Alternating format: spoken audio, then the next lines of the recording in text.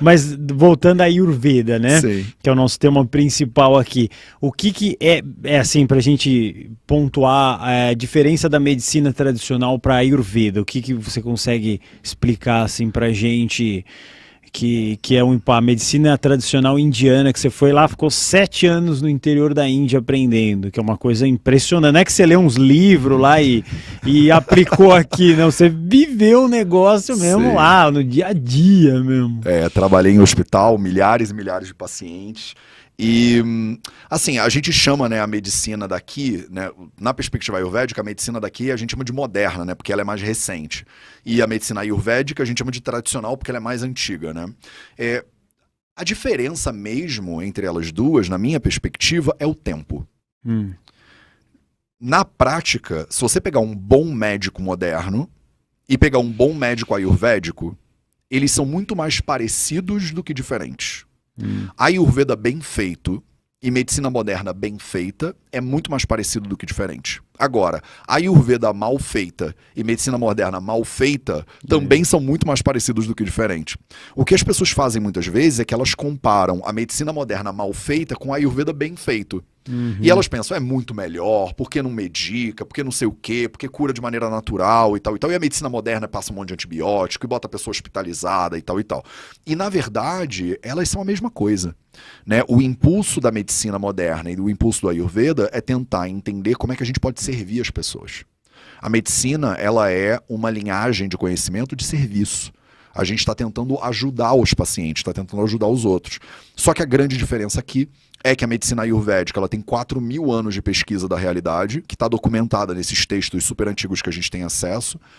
E a medicina moderna, do jeito que ela é feita hoje, ela tem uns 160 anos mais ou menos. Ela começou na metade do século XIX com o Semmelweis, com o Pasteur e com o Norton, que foram os caras que tiveram 3 grandes avanços na medicina na metade do século XIX, 1850 por ali, que foi o primeiro Norton, que fez a primeira cirurgia com uso de anestésicos, como fala isso em português, de anestesia. O Semmelweis, que sugeriu que o médico deveria lavar as mãos entre um parto e outro parto, né? E o Pasteur, que sugeriu que se você ferver o leite, você mata uns bichinhos que tem lá dentro do leite e você fica menos doente.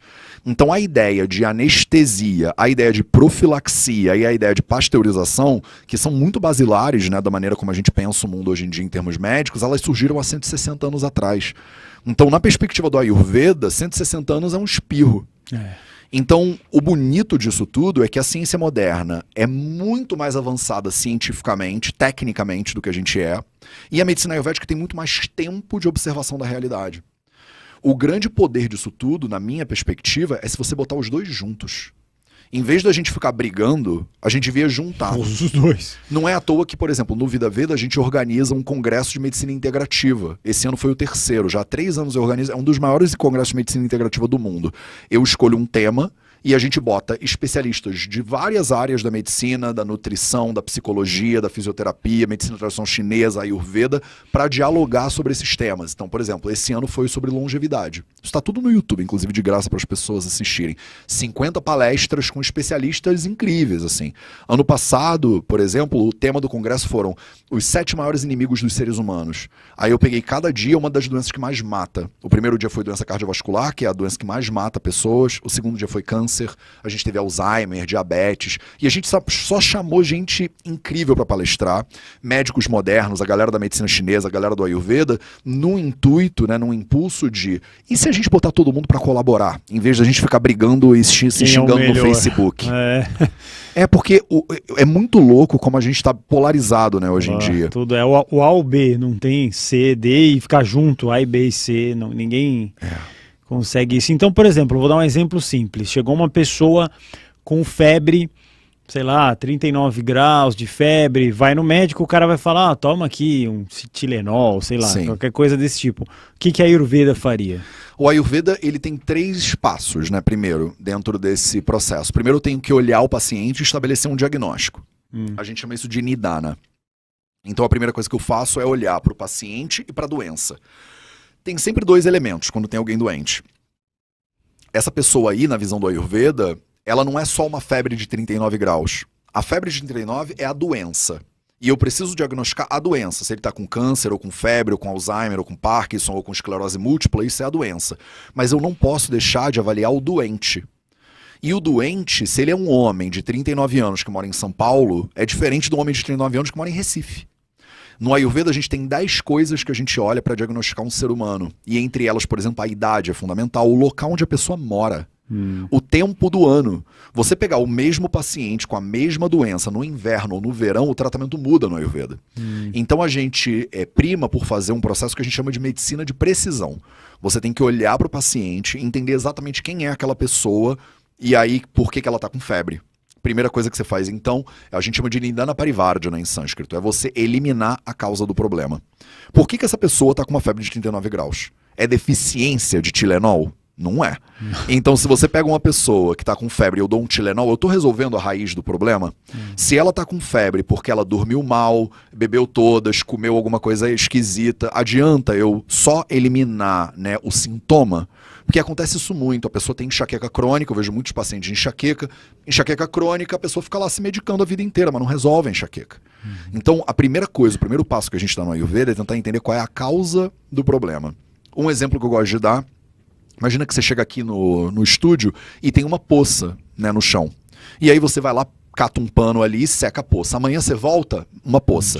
Você cata o pano e seca a poça. Depois de amanhã você volta e seca a poça. Aí você vira pro Ale e fala assim, cara, Ale, a gente precisa de um pano melhor. Compra um pano aí maneiro. Aí ele fala, cara, meu irmão, achei um pano aqui da NASA.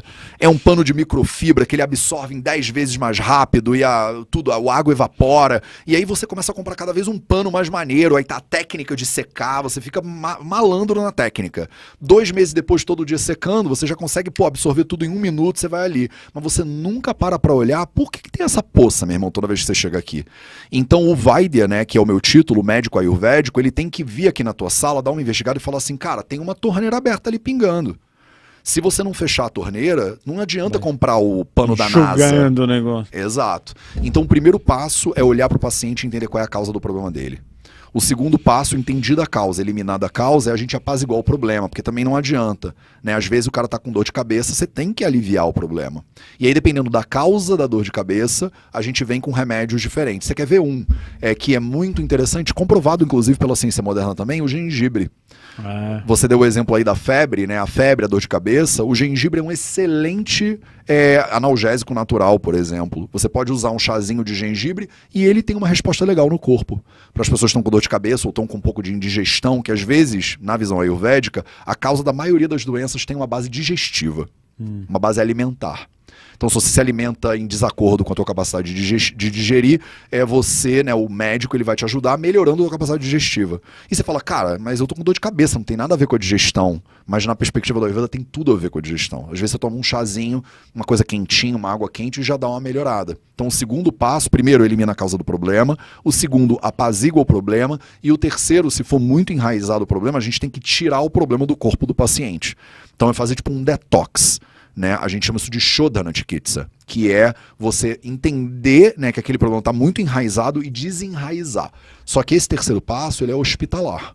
Então você tem que ir para uma clínica, né? Eu trabalho numa clínica no sul da Índia, por exemplo. Depois da pandemia eu nunca mais levei pacientes para lá, mas antes eu fazia. Todo ano eu levava um grupo de pacientes, o pessoal ficava lá quase um mês internado na clínica. Lá. E a gente ia no fundo do enraizado e tentava eliminar aquilo do corpo da pessoa. Então, isso é mais ou menos uma visão de como é que o Ayurveda lidaria com o problema. Tipo limpar a vesícula, um negócio assim, fígado, essas coisas, tirar tudo, deixar não é bem zerado. Não é bem limpar a vesícula, mas é meio isso, é meio que passar um pano, pano em tudo e dar uma limpada mesmo nos canais de circulação do corpo da pessoa, só que demora, né? É um processo que demora bastante.